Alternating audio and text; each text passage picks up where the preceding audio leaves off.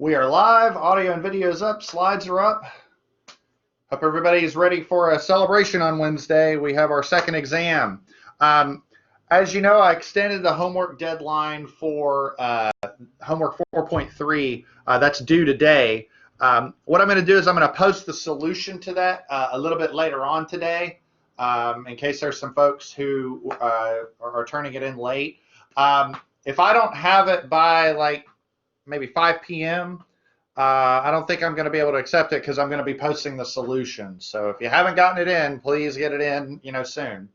What we're going to do is we're going to go through the topics on the second exam, and then you know how my exam reviews go. We've already had one in here. I'm going to shut up and let you all ask, whatever you'd like. Let's talk about logistics. No different, really. The exam's going to open at 1. It's going to close at 2, and it's designed to be 50 minutes long. I took the exam this morning, and it took me about 14 minutes. So I figure if it takes me 14 minutes, you should be well prepared on time.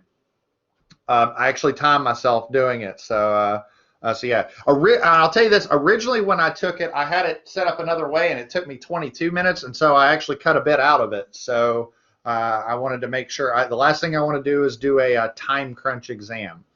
And just to recap and refresh everybody's memory from last time, when the exam starts, there's going to be 2 things that pop up: the timed exam, which starts at 1 and ends at 2, but then there's that form on Blackboard where you can upload the PDF of your scanned calculations, and that's going to close at 3, just like it did last time, so you don't feel rushed to get the PDF uploaded. I just want you to spend the time taking the exam and upload the PDF later. So same thing, same rules and operation as last time. So it's a forced completion exam. So once you start, you have to sit there and take it until it's done. The test will automatically save and submit after 60 minutes. And the questions all appear at once. Now this happened on the last exam, and I just want everybody to know it's not a big deal. The way I have the exam set up, the settings, you're allowed to start the exam like right at 1 o'clock, but I'm sure that some of you might start it, like at 1:01 or start a couple seconds after that. And if you take the full 60 minutes, technically you're finishing the exam like a couple seconds after 2. So Blackboard might mark it late. Don't worry about that. I'm not going to. I get what's going on. The last thing I'm going to do is mark people late for something like that. So don't worry about that. Approved materials. It's an open book, open notes exam. You can use any resource that's on Blackboard. So the lecture notes, the recordings, the homework solutions. You just cannot use another person. That means somebody else in the class, Chegg, all that stuff. You've got more than enough material to be able to navigate the exam. I'll be honest, I don't think you need anything else. As for the format, same format as before, 4 to 5 conceptual questions. Again, short answer questions, no more than 1 or 2 sentences. Don't write an essay for a 1-word answer. 2 to 3 computational problems. Again, I think you're just fine on time. As is the case with last time, please type out an answer for every question. It really helps out with the grading, even the computational problems. Don't just answer the calculations on the scratch work. Okay, let's talk about the topics on the exam. I can fit all of the topics on one slide because this is the exam. So be able to compute cross products and dot products, which by now should be pretty straightforward. We've been doing cross products a lot, and dot products. If you got a vector 1 and vector 2, you just take the x terms, multiply them, the y terms, the z terms, and add them up. So it's really easy to do a dot product. The big star of this exam are moments. So be able to compute a moment in 2 dimensions or 3 dimensions. So r cross f, the force times the moment arm, all that. Be able to compute a moment about an arbitrary axis. So you take r cross f and then you dot it with the unit vector along the axis to get the moment about that axis. Be able to resolve force couples. So if you got a bunch of force couples on a system, how do you simplify that into a single moment vector? be able to generate equivalent force systems in 2D, 3D. So, there's sort of three ways of going about that. You got a bunch, or three systems, I guess you could say, because you got a whole bunch of forces on a body, and you can idealize that as just a single vector and a single moment vector. And then if you pick a point of interest, you can simplify that even further by saying, okay, where do I place that force to generate that moment? And we had plenty of homework on that. And finally, rigid body equilibrium. And all that rigid body equilibrium was all about was support reaction. So computing support reactions in 2D and 3D. As for the rest of the slides, these are really for your benefit. What I did is I went through all of the lectures that we've had since exam 1, and I said, let's pull out the really, really key slides with all the really good stuff in terms of formulas and equations. So here's the cross product, the method for the cross product, and there's two ways of evaluating that determinant, either the rule of Serres or using cofactor expansion. I kind of like the cofactor expansion because it's when it's all said and done, I think the math is a little easier. Of course, you got to track the signs, but you'd have to do that with the rule of Serres too. The dot product, and again, if you've got vector P and vector Q, just take the magnitudes and multiply them, like px, qx, py, qy, pz, qc, and just add them up. It's just a number. So that's the dot product of two vectors. The formal definition of a moment is r cross f. So r is the position vector. R starts at the point about which moments are taken. R ends at any point along the line of action of f. The magnitude of that moment is just the force times the moment arm. And the magnitude of the moment is computed by multiplying the force times d. Or you can just take the magnitude of the vector. Either one gives you the answer. Moments in 2 dimensions. If you take cofactor expansion and you expand that for, or use that and evaluate 2D moments, you get the equation for a moment in 2 dimensions. And because whenever you're dealing in 2 dimensions, you only have a single component. You just have the k component. A lot of times we just dispense with the vector notation and just write the magnitude because that's all that really matters. Computing moments about an arbitrary axis, we dot the r cross f with a lambda, a unit vector, along the axis in question. That does cause us to be able to redefine r a bit because, or sorry, not r, but causes us to need a definition for the unit vector along the axis. So starts anywhere about which moments are computed, points anywhere along the line of action. I want to get through this because I really want to give you all a chance to ask questions. Force couples. If two forces have the same magnitude, parallel lines of action, and point in opposite directions, they are a force couple. And so you can resolve that by the forces canceling, and the only thing that really matters is the moment, r cross f. So the forces go away, and you're just left with that one component. Equivalent systems of forces, again, that's just summing up all your x components, your y components, your z components, et cetera, with your moments, and just taking a bunch of vectors and crunching them down into a smaller, more manageable number. We've done that plenty of times. And then static equilibrium. We've got our reactions in 2 dimensions and our reactions in 3 dimensions. And that is the exam. It's 1:08. We got 42 minutes. I really wanted to open this up to you. I am going to shut up and let you ask whatever questions you would like.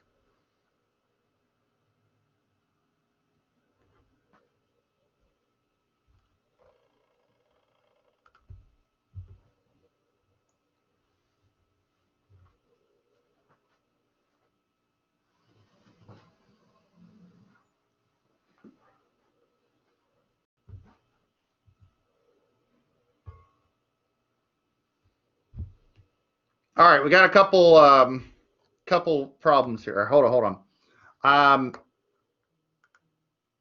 All right, so can you do a 3D moment example problem just as a refresher? I can, but let me see if I can get through some of the short problems. Let's go through this. Okay, so Mr. Brown, would you recommend anything other than redoing the homework to study? I don't know that you need to redo every single homework problem. I don't know that I'd recommend that in general. I I would go through it and make sure that you understand it.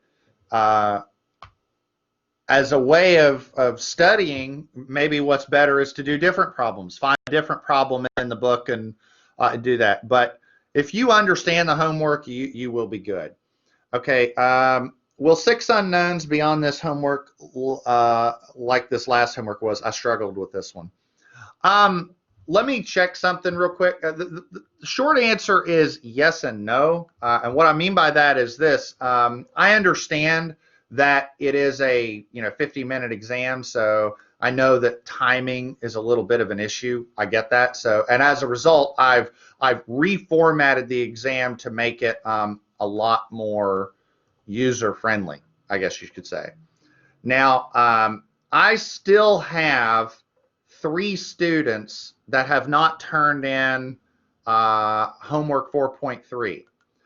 So I'm going to hold off on showing the 4.3 solution, but I'm going to have the 4.3 solution posted like either by 5 p.m. or as soon as those 3 students complete their assignment. So in terms of the 6 unknowns and all that, I'd say the best thing to do is to review that homework solution, because I think that the thing with the 3D moment or the 3D reactions is they're not hard, they're just long, and as a result, there's a lot of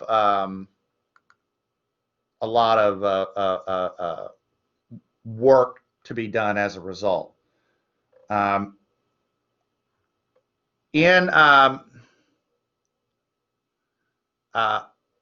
So without going to specific students, I'll maybe send you an email after, or hold on, maybe I can respond in the private chat while we're entertaining some questions. But some students have and some students haven't. I'll just do that in a private chat here in a bit. Before we start addressing problems, let's see if there's any other like short questions or anything that I can. Could you do a quick video on Teams? I could do that. I could do that. That's probably not too bad. That's probably not a bad idea.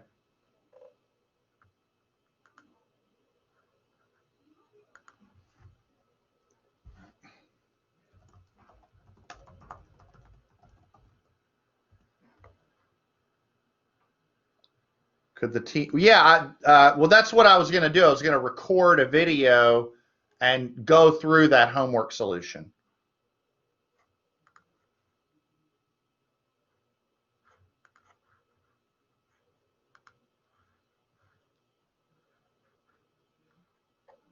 All right. Give me one sec. Okay.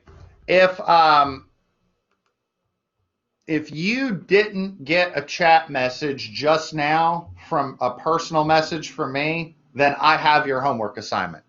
If you did get a message, I haven't gotten it yet. So if you didn't get anything, you know yours is turned in. There's a couple students that aren't here that that didn't turn theirs in. So I'm going to give it a little bit, but I'll go through that solution on Teams. Now, in regards to the other question, there was a question in the chat about doing a problem.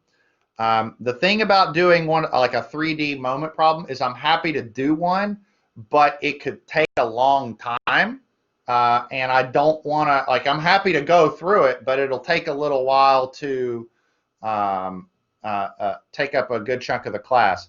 Before I go through this problem, are you wanting to just do, like, what do you mean by 3D moment example? Like, because that's a long topic. Are you talking about a force couple, a moment about an axis? Like what are you talking about?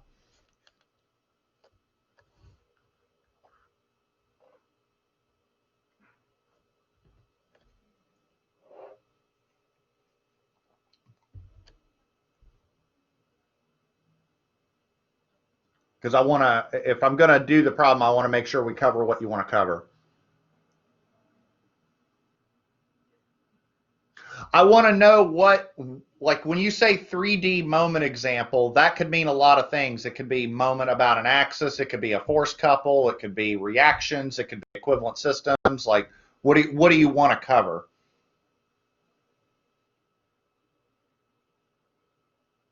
Reactions. Okay. Yes, the exam is all the homework 3s and 4s. All right, so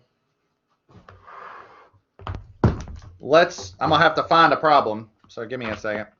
I'm gonna use a different textbook, so it's completely independent of what's in the book now.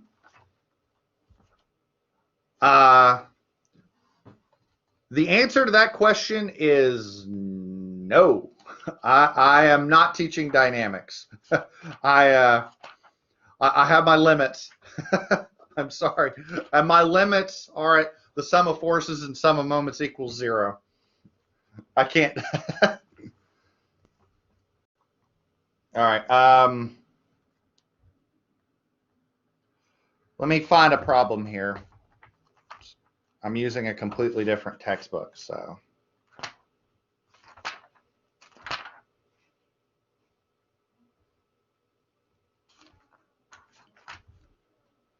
All right. Okay, let's just try this one. This one is out of a textbook, and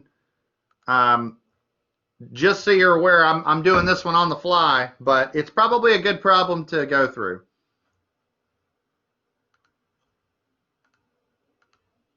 So forgive me if we have any.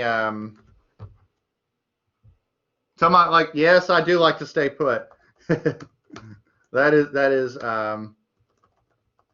is a true statement. Okay, so like I said, bear with me if we have any issues here. Okay. All right. So here's the problem.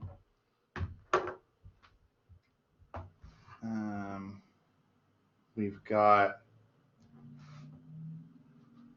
a plate.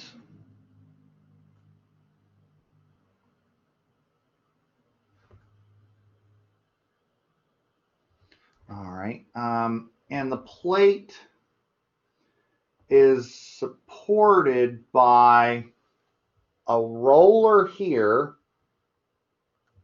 It's supported by like a ball and socket joint here. Let's put some letters on this. Let's call this A. Let's call this B. And it's supported by a cord hanging off the ceiling right here. It's like a cable right there. And so we'll call this point C. All right. This dimension is 3 meters. This dimension is 2 meters.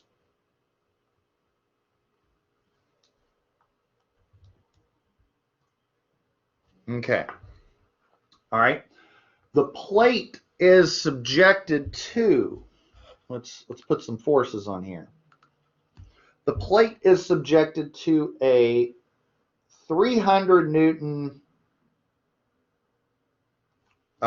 force on this edge. It's also subjected to, and here's where it gets wild, along this line, it is subjected to a 200 Newton meter moment along this axis. The plate has a mass of 100 kilograms, so mass of the plate is 100 kilograms. So what that means is we're going to have a weight vector going down right here in the middle of the plate. And then the question is, what are the reactions? Okay, A couple of things that we're going to have to do. First thing, we need to define some axes. So I'm going to kind of go off of what's in the problem. So this is the x-axis. This is the y-axis. That's the z-axis. Okay, so hopefully that's clear. Maybe I'll redo that one a bit. It's supposed to kind of go like that. And so that's the y-axis. Okay. The other thing that we kind of need to do is we need to look at defining our vectors. Okay. Our unknown reactions, I guess you should say. So what I mean by that is, okay, so let's take a look at support B. Support B is going to have a BX, it's going to have a BY, and it's going to have a BZ.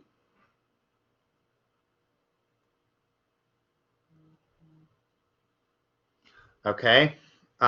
Support A is a roller, and so like think of this plate as if it was like sitting on just a ball.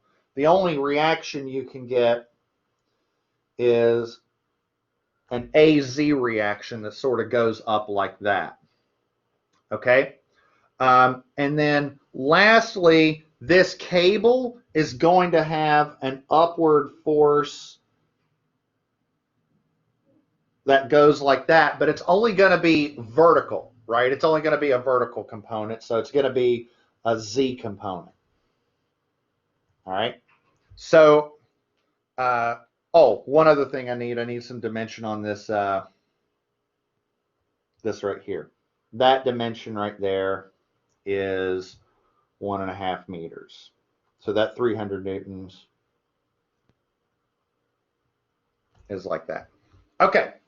So hopefully this is clear and this makes sense. If there's anything that you need me to clarify or redo, or if there's any images you need me to explain, let me know as I go through this. Like I said, I'm kind of working off the fly here, so bear with me.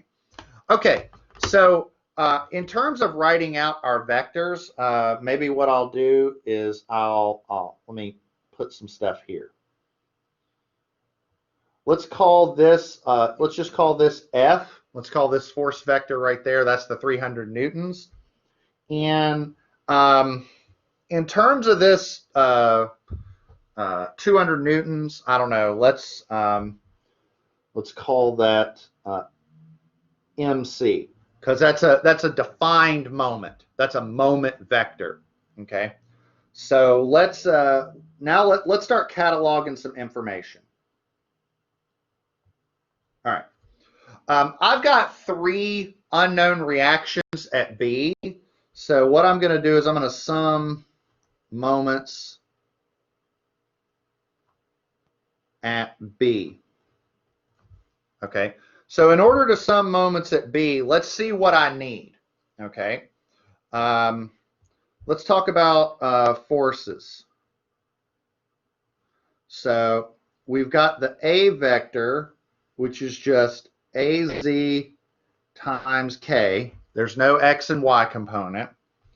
If I'm summing moments at B, I don't need this B vector right here. I mean, we know that the B vector is going to be BXI plus BY J plus BZK. Okay, we know that's going to be the case. But I don't know what they are, but we'll figure that out near the end. I've got the C vector, that's the tension in the cable, and that's just going to be CZ, or maybe the magnitude of that vector, or that tension times K. So maybe what I'll do is I'll put some explanations. So this is reaction at A. This is tension in cable. We've got F. F is minus 300K, because that's the 300 Newton force that we see over there on the edge. And then MC, that's a moment vector. Okay, now it's going along the y-axis. Okay, it's going along the y-axis, but it's negative. All right, and what I mean by that is if you point your thumb,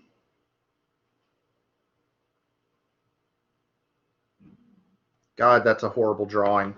But if you point your thumb in the direction of the y-axis, your fingers curl in the direction of positive moment. And so if you point your thumb along that y-axis, the 200 Newton moments go in the opposite direction. So that's negative. Okay, so hence why I'm treating that as a negative value.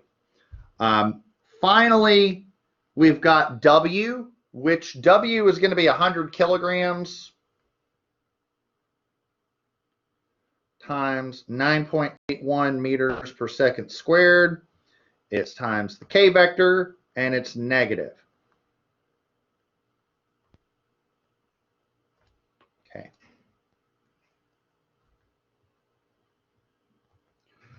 And so this is weight of the plate. Okay. If we're summing moments at B, we need position vectors. Okay. So all of these position vectors, we're going to need 3 of them. They're all going to start at B and go to a particular point. I say we're going to need one that goes to F. We're going to need one that goes to W. And we're going to need one that goes to C. Okay. And the reason why is, okay, I'm summing moments right here at point B. Okay. And so, I'm sorry, I need 4. I need one that goes to A.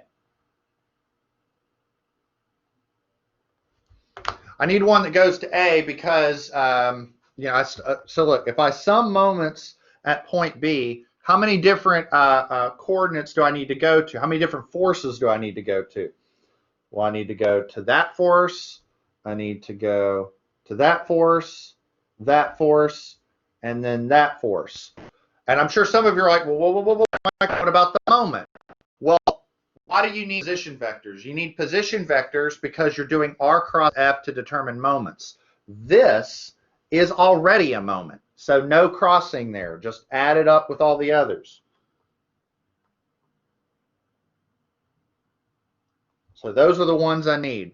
Now, let's see if I can do this in my head. So from B to A, from B to A, let's see, that's going along the y-axis, so that's minus 2J. Let's see, C, that's minus 3I, because that's along the x-axis. Let's see, W. So that's negative for both. So minus 1.5 I minus 1J. Okay, and then F is, let's see, minus 1.5 I minus 2J. Okay. Everybody with me so far? I mean, I don't want to just rush through this. Let's take a second and see if you understand what I'm doing here.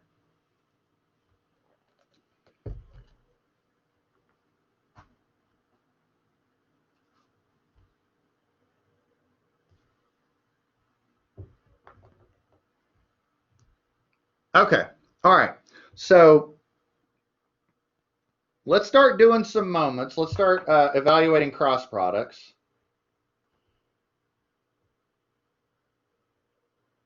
Okay. So Let's see if we can handle it alphabetically. So R A cross, or from A to B, that's minus 2J. Hold on. Oh, come on. There we go. And then the A vector was just AZK.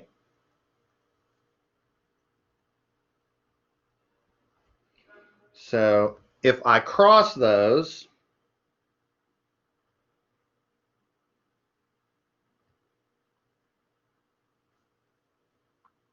here I'll just do it because I don't want to waste too much time here. So that's 0 minus 2, 0. And if you want to do this in your calculator, what you can do is 0, 0, 1, and then just multiply the whole thing by AZ and see what we get here.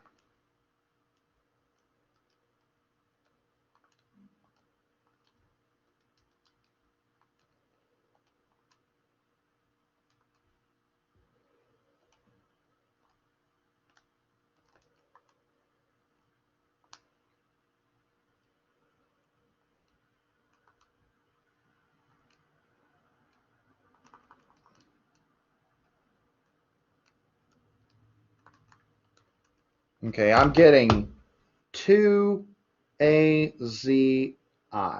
That's what I'm getting. If you're getting an issue there, let me know. Okay. All right, next one is C.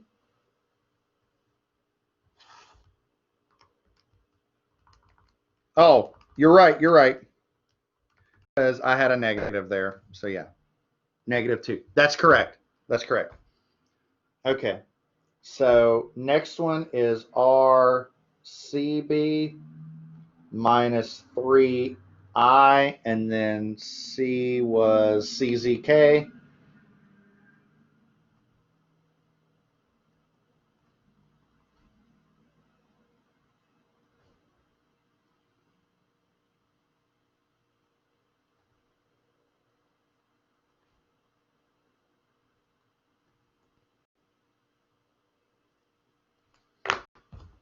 Okay, and so this one,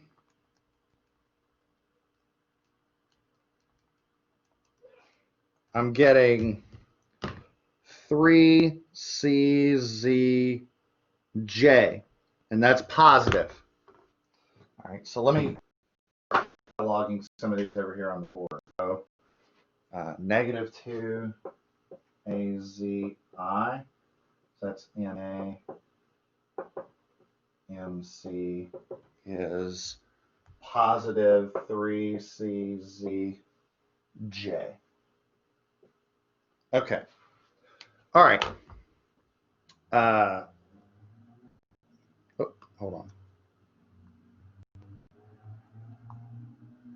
Next one, we need F. So RFB is -1.5I and -2J. And then F was minus 300K. Oh, goodness.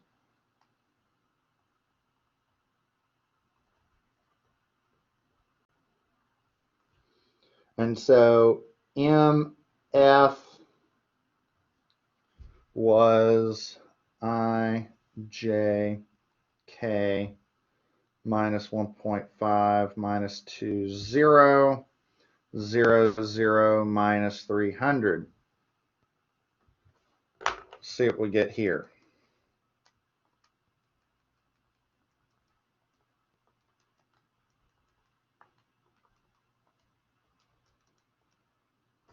All right, I'm getting 600I minus 450J. Like I said, I'm rocking and rolling through these these cross products here. So 600 I minus 450J. Okay. Next one was for the weight of the plate, and so we had RW was minus 1.5 I and minus 1J, and then the weight, what was the weight? Minus 981K. Ooh.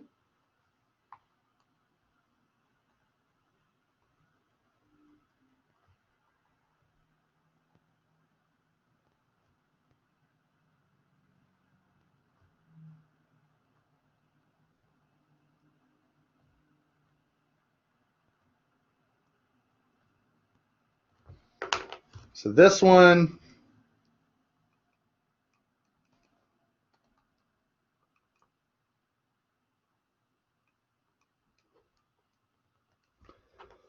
I'm getting 981 I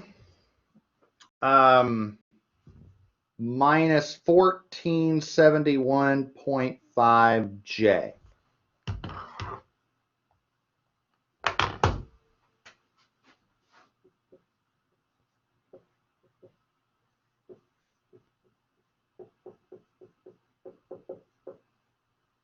Okay. And last thing that we need is, if I go back up to the original sketch, I had this value here. Admittedly, I think MC was a bad name because there was a moment at C. So maybe we'll just call it moment. Oh, hold on.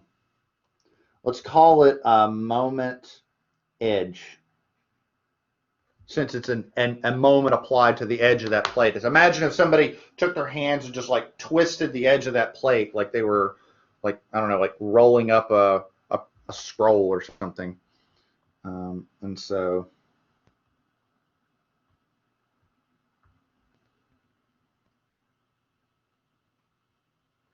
moment edge. And that was minus 200J.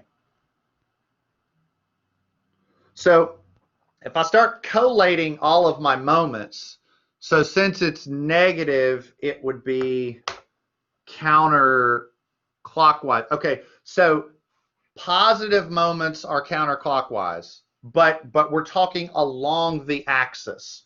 Okay, it follows the right hand rule. Okay, so when you're in 3 dimensions, remember, point your thumb in the direction of the axis, and then whichever way your fingers are curling, that's positive moment. Okay, and so for this M edge, you can see if you point your thumb in the direction of Y, that 200 Newton meters is pointing is curling in the opposite direction of your fingers, hence why it's negative. So yeah, in 2 dimensions, yeah, if we had an X and Y axis, we would say counterclockwise, just because we're looking at it in 2D. In 3D, it's kind of hard to see, which is why we go off of the right-hand rule. Okay. So if I start collating all of my vectors for moments, so let's look at static equilibrium.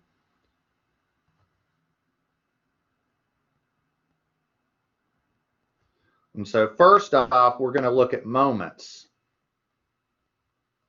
In other words, that the sum, it's not vector, the sum of the moments are 0. We need to write out all of our moments again. I guess you don't have to, but I think it's a lot easier if you just stack them up. So we have MA, which was minus 2AZI. We had MC, which was positive 3CZJ. We have M from the force on the edge, which is 600I minus 450J.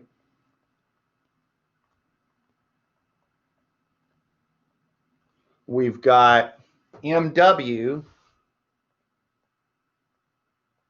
from the weight of the plate, which was 981I minus 1471.5J. And then we have the edge moment,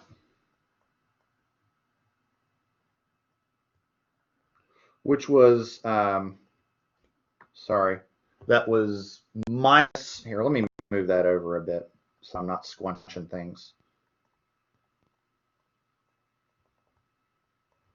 Minus 200J. And so how do you handle this? Come on.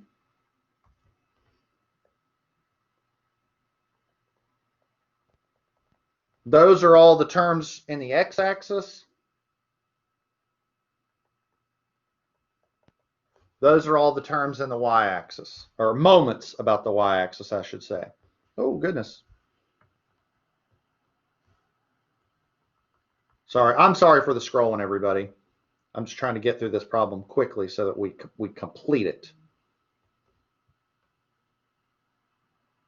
Okay, so if I sum moments in the x direction,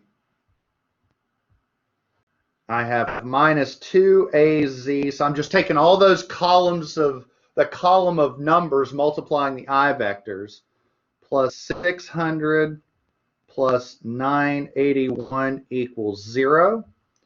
So 2az equals 600 plus 981, 1581. AZ is positive 790.5 newtons. So that's one of them. That's one of the reactions. If I sum moments in the y direction,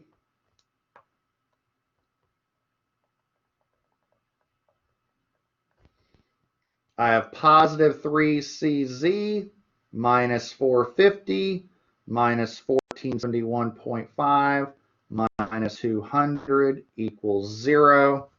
So 3CZ equals 450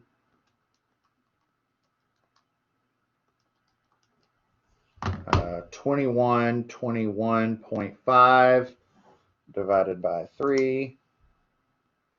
CZ is 707, we'll call it 0.2. And they both came out positive. And so what that means is, you know, if you go back up to the very beginning of the problem, the AZ reaction, see how I've got it pointed upwards, that's a positive value, so that's a positive reaction going upwards. And the C reaction, so this is, you know, CZ right there, that came out positive, so that means that, you know, value makes sense. It's a cable, so it should be positive because it's, you know, the cable's in tension. And so the only thing left to do is to solve for the B components, the vectors at B, or the vector at B. But that's pretty easy now that we've got the other unknowns, because now we'll just do force equilibrium. So now let's look at force equilibrium. Hold on.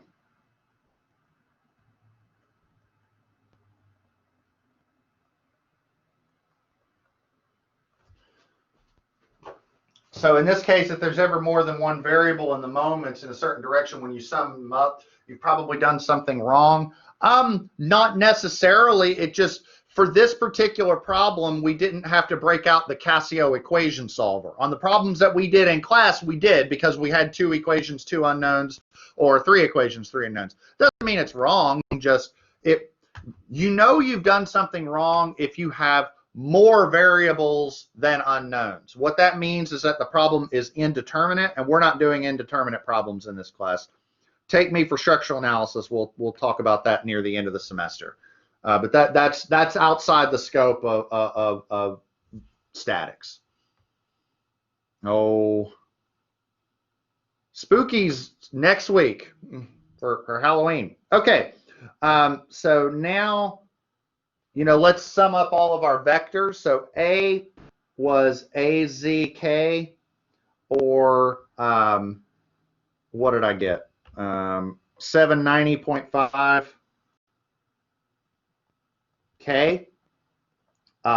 B.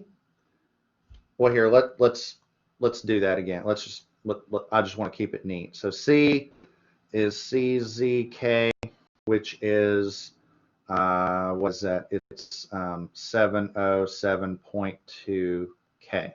Okay, let's write out all of our vectors. Okay, and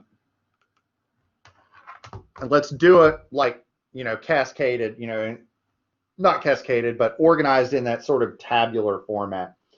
So we have A, B, we have C, we have F, and we have W.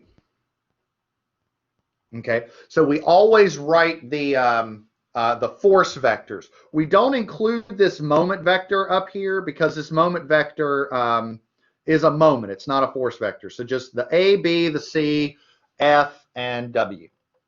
And I'm going to do the B first because B had a Bx I plus Byj plus Bzk. But if you actually been paying attention, every single one of the, oh goodness, every single one of the other vectors were only vectors that contained a k component, right? This one is 790.5 K. This one is 707.2 K. This is minus 300 K. This is minus 981 K. So what you find is that when you sum forces in the x direction or sum forces in the y direction or sum forces in the z direction, you get that Bx is 0 because there's nothing there. If you sum forces in the y direction, you get By is 0. Nothing there. It's only when you sum forces in the z direction, and this is just for this problem. This is a very unique problem, so don't take this to the bank. But when you sum forces in the z direction, I'm going to do that one down here. Now you've got a lot more. You've got 790.5. I don't need the k component because I've got Bz plus 707.2 minus 300 minus 981. So let's see.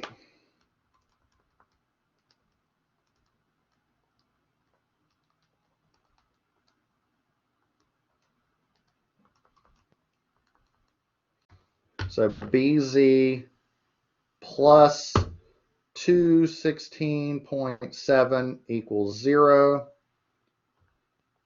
Bz is negative 216.7. So if you want to summarize what's going on for the entire problem,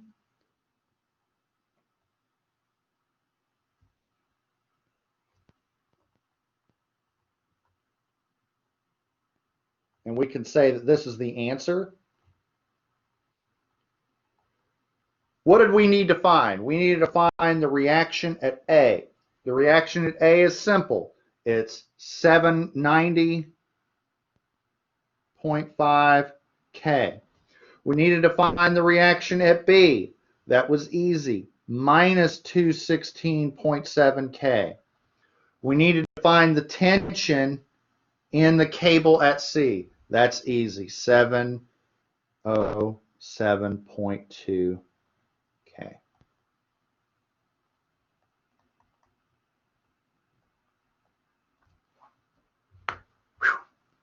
I can't believe we got through that without any like crazy sign errors. It actually worked out pretty well.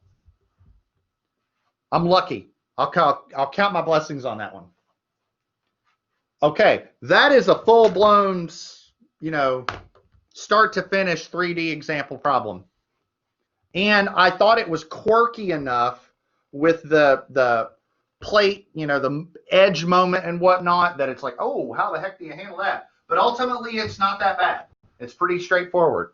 Are there any questions? I know we're like running short of time.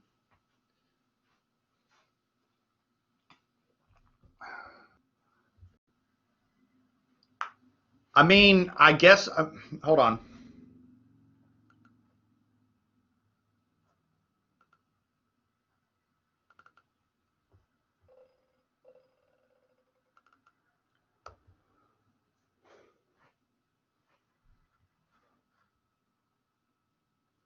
Can you expect something like that on the exam? Possibly, very possibly. Um, the one thing to keep in mind, I guess, with forces and cables is, you know, again, you can idealize that force as any vector along the line of action. So you can see I've got this force drawn right here, and then on the next problem, I think it was maybe 4.1. Bear with me. All right, short answer is yes, you can expect that on the exam.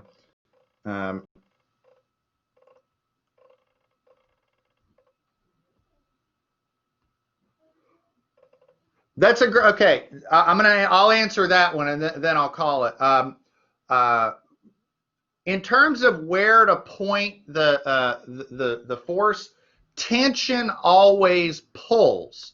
It always points away from the point. So, for instance, like right here, okay, I have a tension force from a cable. Those two arrows are pointing away from the point, okay, because they're yanking on it. It's a cable. It's pulling away, okay.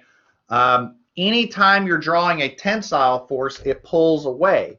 Look right here. I've got the, look at point C. I have I'm looking at the free body diagram of the plate, and so the arrow points away from the plate because that's how a rope would pull. I mean, imagine if I had a rope tied to the wall and I apply a tension. I'm pulling away from the wall. As for can you expect that on the exam? Possibly, but again, I'll say two things. I'm not a time cruncher. I don't like making exams that are incredibly time sensitive. And two, and hopefully this will ease your mind a bit, this isn't a geometry exam. I'm not trying to complicate you or complicate the situation by presenting very, very funky geometry. I think it's a necessary exercise on the homework to sort of flex your mathematical muscles a bit and ensure that you can handle problems where the geometries may be a bit funky. But this isn't a geometry class. This is a statics class. So I'm not going to do that on the exam. That doesn't mean you don't have to handle cables. Just maybe I'm not super intense on the geometry.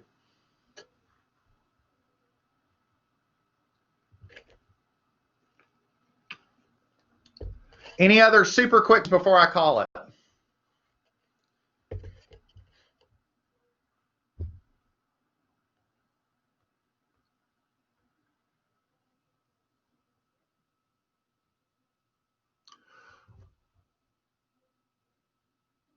Yeah, you're going to have to do that because, yeah, I'm going to have to hop off here. Everybody, we got people who've got class. I'm going to go ahead and stop the recording. Again, you can send me a message via Teams or whatnot if you have a question. I have a meeting at 2, and I'll be done at 3:30 after that. But if you send me an email, I might be able to answer it. That's all I have, everybody. I wish you all the best of luck on the exam. We'll see you in class on Friday.